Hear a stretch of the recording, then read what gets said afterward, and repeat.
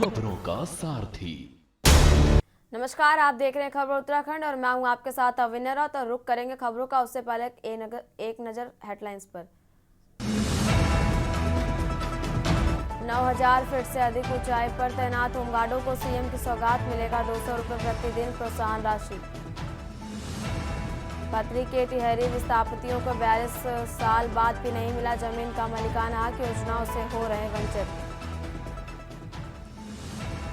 उत्तराखंड शीतकालीन चारधाम यात्रा की शुरुआत, सीएम धामी ने किया पंचकेदारों के गद्देस्थल से शुभारंभ।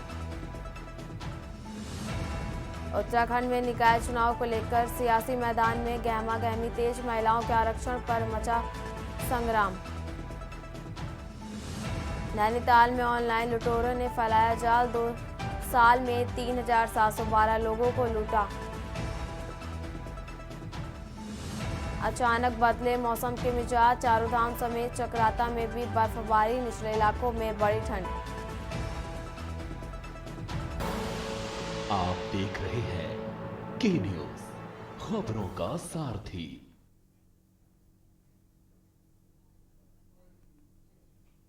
खबर उत्तराखंड में बढ़ते हैं खबरों की ओर। कुंभ मेला हिंदू धर्म का महापर्व है जिससे करोड़ों लोगों की आस्थाएं जुड़ी होती हैं। महाकुंभ का आयोजन हर 12 साल के अंतराल पर प्रयागराज में होता है और इस बार महाकुंभ 13 जनवरी 2025 से आयोजित होने वाला है। प्रयागराज कुंभ मेले में 4 शाही स्नान होंगे। महाकुंभ मेला का पहला शाही स्नान 13 जनवरी 2025 को होगा। उधर दूसरी ओर प्रयागराज महाकुंभ का अखाड़े भी बेसब्री से इंतजार कर रहे हैं।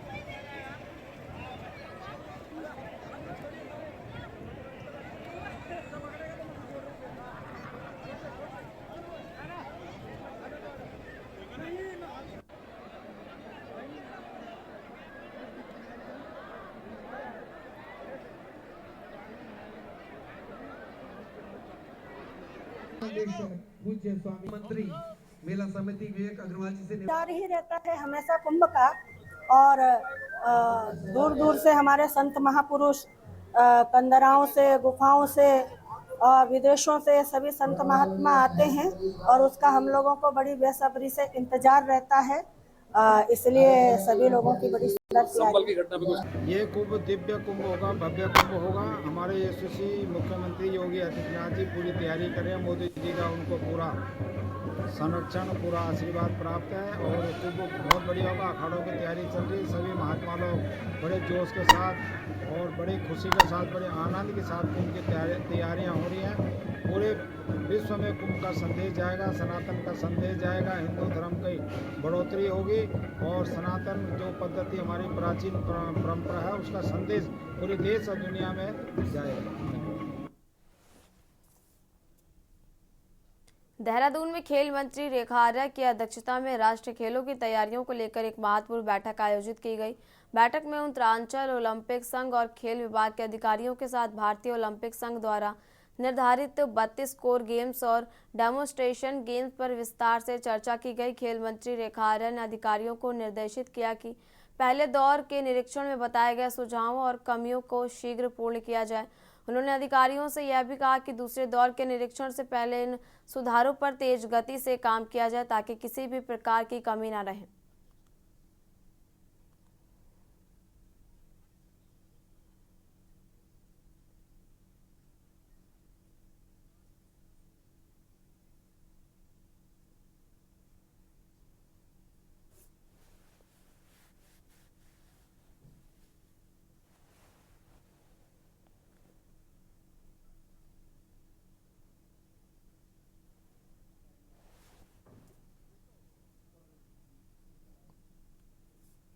रुक करते अगली खबर का। पूर्व मुख्यमंत्री हरीश रावत ने हरिद्वार में खनन के मुद्दे पर सरकार को घेरा है। लक्सर में एक शादी समारोह में नेता प्रतिपक्ष यशपाल आर्य के साथ पहुंचे रावत ने कहा कि नदी में खनन होना जरूरी है, लेकिन जिस तरीके से वर्तमान सरकार खनन करवा रही है उससे नदियों की पुल और सिंचाई योजनाओं के साथ साथ उनके अस्तित्व पर भी संकट उत्पन्न हो गया है। रावत ने नगर निकाय चुनाव में देरी और पंचायत के कार्यकाल समाप्त होने के बाद सरकार द्वारा नियुक्त प्रशासकों पर सवाल भी उठाए। वहीं यशपाल आर्य ने सरकार पर निशाना साधते हुए कानून व्यवस्था और बेरोजगारी को लेकर आरोप भी लगाए।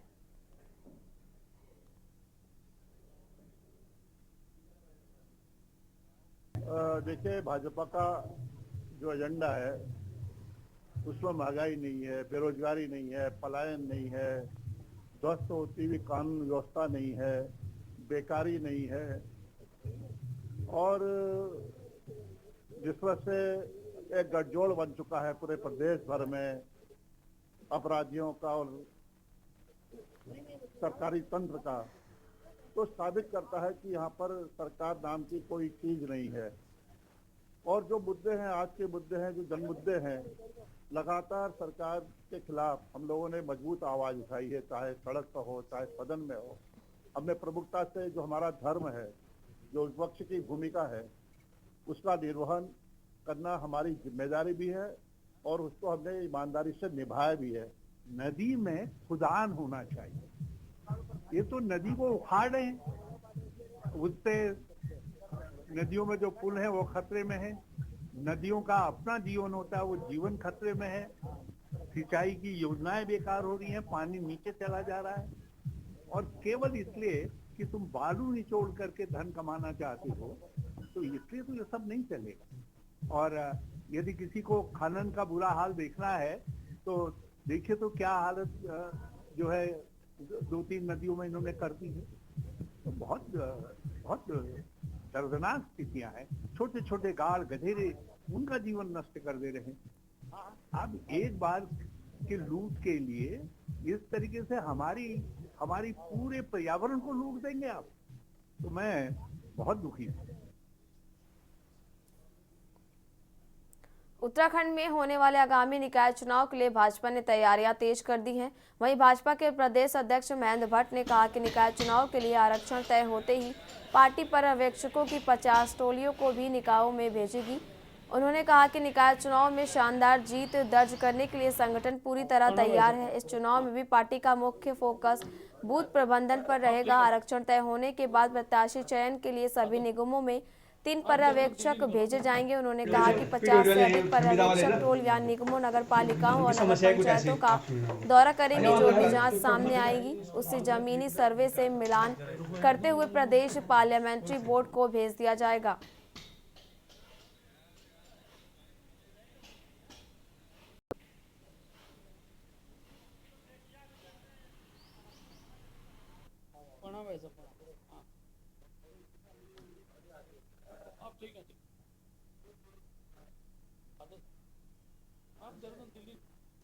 देखिए, विपक्ष का काम अपने संगठन को दुरुस्त करना है, उसको किस रूप में वो काम करे वो करें।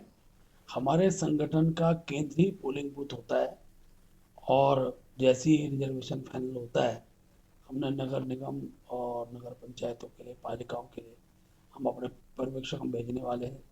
वो पर्यवेक्षक कार्यकर्ताओं के बीच से रायशुमारी करके नाम का पैनल लाएंगे और बाद में जो नाम आएंगे उनका हम पब्लिक सर्वे हम लोग कराने वाले हैं। और जीत ही हमारी प्राथमिकता है और चुनाव की जीत के लिए जिस प्रकार के कार्यक्रम की रचना बनानी होगी वो सब बनाएंगे। और मैं कह सकता हूँ 11 के 11 निगम और अधिकतर पंचायत और नगर पालिकाओं में सर्वाधिक भारतीय जनता पार्टी के ही कार्यकर्ता विजयी होकर आएंगे। दून अस्पताल देहरादून में प्रांतीय चिकित्सा स्वास्थ्य सेवा संघ के गढ़वाल परिक्षेत्र के प्रांतीय अधिवेशन का आयोजन किया गया था। अधिवेशन में स्वास्थ्य मंत्री डॉक्टर धन सिंह रावत ने बतौर मुख्य अतिथि शिरकत की। इस अवसर पर स्वास्थ्य मंत्री ने दीप प्रज्वलित कर कार्य का शुभारंभ किया। कार्यक्रम में प्रदेश में स्वास्थ्य सेवाओं को और अधिक सशक्त और प्रभावी बनाने के लिए चिकित्सकों के साथ चर्चा की गई। इस दौरान चिकित्सकों ने अपने सुझाव भी दिए। इस दौरान स्वास्थ्य मंत्री ने सभी सुझाव पर गंभीरता से विचार करने का आश्वासन दिया है।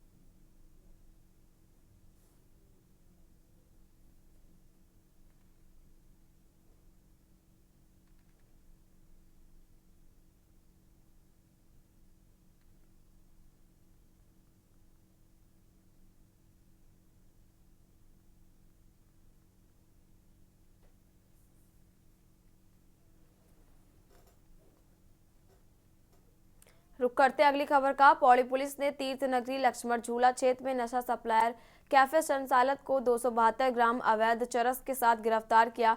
लोकेश्वर सिंह के निर्देशन में जनपद पौड़ी पुलिस बढ़ते नशे की प्रवृत्ति पर अंकुश लगाने एवं नशा तस्करी की रोकथाम के लिए नशा तस्करों पर शिकंजा कसती हुई नजर आ रही है। वरिष्ठ पुलिस अधीक्षक लोकेश्वर सिंह से प्राप्त जानकारी के अनुसार उन्हें लक्ष्मण झूला क्षेत्र में कुछ कैफे संचालकों द्वारा अपने कैफे से नशे की सप्लाई किए जाने की सूचना मिलने पर वरिष्ठ पुलिस अधीक्षक द्वारा पुलिस को प्रभावित चेकिंग करने के लिए निर्देश दिए गए।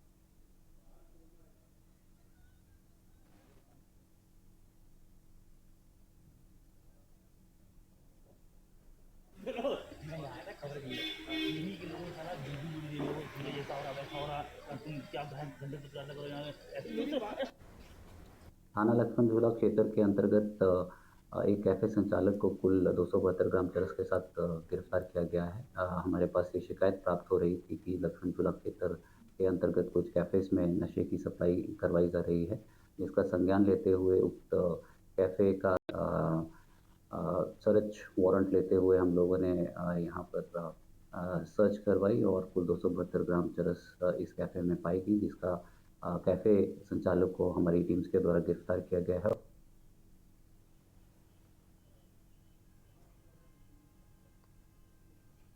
रुक करते हैं अगली खबर का। पौड़ी जिला आगामी निकाय चुनाव की आहट के साथ ही कांग्रेस मजबूत दावेदारों को खोजबीन में जुट गई है, जिसको लेकर कार्यकर्ताओं के बीच आज पौड़ी पहुंचे पूर्व विधायक मसूरी एवं कांग्रेस के पौड़ी जिला प्रभारी तथा प्रभारी नगर निकाय जोश सिंह गुरसोला ने आज रविवार को जिला पंचायत सभागार में कांग्रेस कार्यकर्ताओं के साथ एक बैठक की।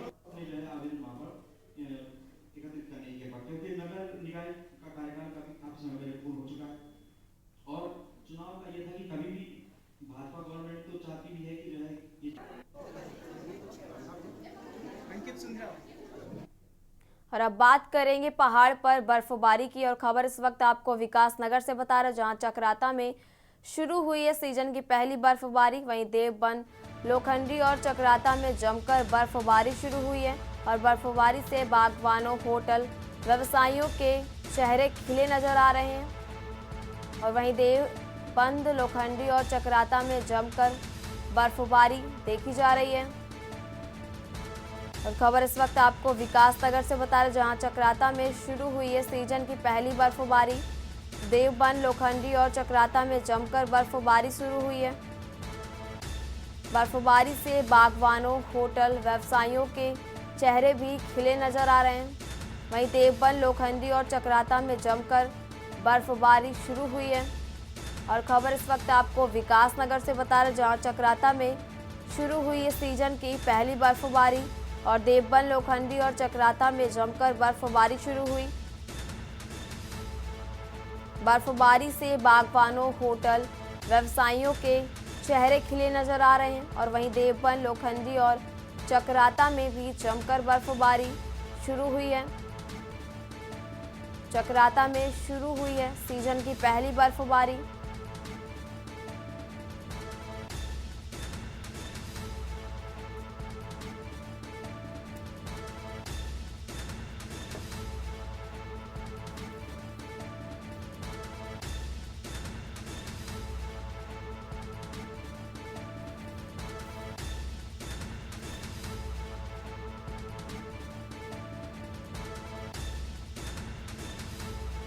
और इसी खबर पर ज़्यादा जानकारी के लिए हमारे साथ संवाददाता अंकित काला जुड़े हुए हैं। अंकित जी, आपसे जानना चाहेंगे केदारनाथ और बद्रीनाथ से लेकर शिमला तक उत्तराखंड और हिमाचल प्रदेश के शहरों में सीजन की पहली बर्फबारी देखने को मिली है, तो वहीं देवबंद चक्राता में भी भीषण बर्फबारी दिल्ली जा रही है और बर्फबारी से सैलानियों के कैसा उत्साह देखा जा रहा है? बिल्कुल अवन्या, आपने ठीक कर देखिए जिस तरीके का पूर्वानुमान मौसम विभाग की तरफ से लगाया गया था बारिश और बर्फबारी का, उसी तरीके की करीब करीब स्थिति देखने को मिली है। हल्की बारिश बर्फबारी का अनुमान था और कल देर शाम हमने देखा अधिकांश स्थानों में सीजन की पहली बर्फबारी हुई है, जिसकी वजह से पर्यटकों के भी चेहरे खिले हैं। इसके साथ ही साथ जो किसान हैं उनके भी चेहरे खिलते हुए नजर आ रहे हैं, क्योंकि इस पूरे सीजन की अगर हम बात करते हैं ठंड के सीजन की, तो अभी तक ना तो बारिश मिली थी और ना ही बर्फबारी मिली थी। और जैसे कि आपने अभी बताया कि शिमला के साथ ही उत्तराखंड के तमाम जो उच्च हिमालयी क्षेत्र हैं, यहाँ पर सीजन की पहली बर्फबारी देखने को मिली है। तो निश्चित ही आने वाले समय में पर्यटकों की जो संख्या है उसमें इजाफा होगा और निश्चित ही उत्तराखंड पर्यटन प्रदेश स्टेट है हमारा, तो निश्चित ही इससे आर्थिकी में और अधिक सुधार होने की संभावना है। इसके अलावा जो होटल व्यवसायी हैं वो भी इस सीजन की पहली बर्फबारी से काफी खुश नजर आ रहे हैं। आगे अगर हम मौसम विभाग की चेतावनी की बात करें तो उनका ये कहना है कि आज का दिन भी काफी महत्वपूर्ण है।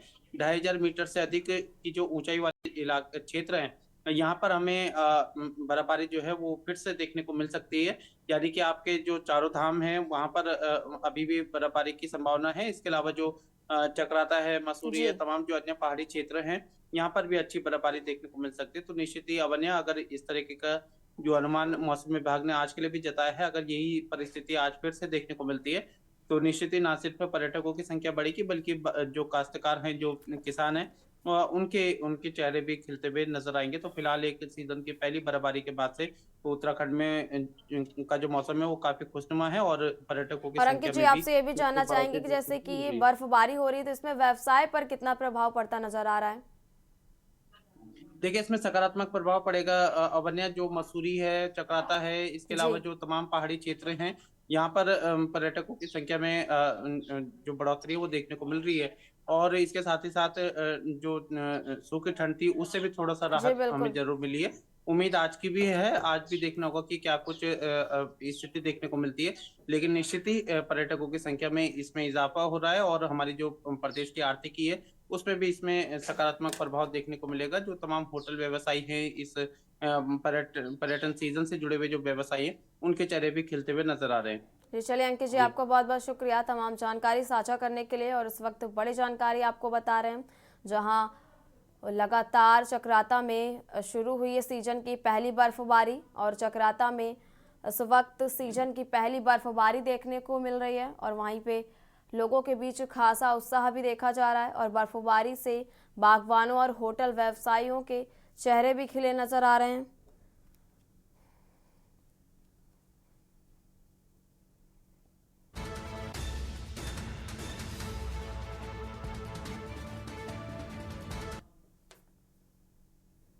फिलहाल यहाँ रुकेंगे एक छोटे से ब्रेक के लिए। आप देख रहे हैं के न्यूज, खबरों का सारथी। और ब्रेक के बाद रुक करते एक बार फिर खबरों का। उत्तराखंड में निकाय चुनाव की सुगबुगाहट के साथ ही सियासी मैदान में गहमागी तेज हो गई है। वहीं चुनावी रणभूमि में भाजपा और कांग्रेस इस बार आरक्षण और टिकट वितरण के मुद्दे को लेकर आमने सामने हैं। एक तरफ आरक्षण के नाम पर महिलाओं को सशक्त बनाने के दावे हैं, तो दूसरी तरफ आरोप प्रत्यारोप का भी तड़का लगा हुआ है। क्या यह चुनावी दंगल असल मुद्दों पर लड़ेगा या बयानबाजी के बवंडर में फंस जाएगा? देखिए हमारी खास रिपोर्ट।